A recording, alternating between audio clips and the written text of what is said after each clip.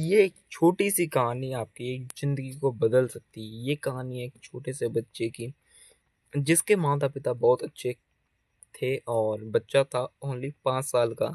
तो एक बार अपने जो पापा थे, उसने बच्चे से बोला कि बेटा आप कल सुबह जल्दी उठ जाना 4 बजे और आपको आगे की पढ़ाई करने के लिए स्कूल जाना है।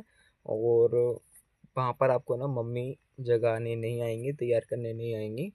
और अगर आप स्कूल जाओगे ना उनके सामने तो फिर वो रोने लगेंगी, क्योंकि हमेशा हमेशा के लिए जाओगे आप, है ना? तो फिर बच्चे ने बोला कि ठीक है। और पापा ने ये बोला कि अगर आप पीछे मुड़ कर देखोगे ना कि क्या हो रहा है क्या नहीं हो रहा है ना, तो फिर आपके लिए ना हम कभी भी घर में अंदर नहीं आने देंगे और आप हमेशा बाहर ही रह जाओगे। तो मैं छत के ऊपर से आपको देखता रहूँगा कि आप पीछे तो नहीं देख रहे। अगर आपने पीछे देखा तो फिर आप मतलब वो हो जाओगे, घर से वंचित हो जाओगे, आप घर कभी नहीं आ पाओगे ना। तो वैसा ही हुआ जैसा बच्चे को समझाया। पापा ने बोला कि कल सुबह जल्दी तैयार होकर आ जाना। ओके। तो बच्चा तैयार होकर आ गया। तो उसको नौकर घोड़े पे बिठाकर ले जा रहे थे स्कूल की तरफ। तो घोड़े वाले उसको यही याद दिला रहे थे कि पीछे मत देखना, पीछे छत पर पापा खड़े होकर देख रहे हैं, अगर पीछे देखोगे तो घर से वंचित हो जाओगे। तो बच्चे ने कुछ नहीं किया। बच्चा आगे देखता गया, आगे देखता गया। स्कूल में पहुंच गए। स्कूल के अंदर पहुंचे तो वहाँ पर टीचर मिले। तो उन्होंने ये बोला कि अगर आपको एडमिशन लेना तो आप कुछ देर इंतज़ार करो और मतलब बाहर बैठ के ध्यान करो।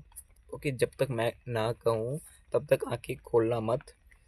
तो बच्चा बैठ गया बाहर जाकर मुद्रा में, मतलब ध्यान की मुद्रा में वो बैठ गया। इसके बाद में वहाँ पर कुछ मक्खियाँ वगैरह और कुछ मच्छर वगैरह उसको काटने लगे।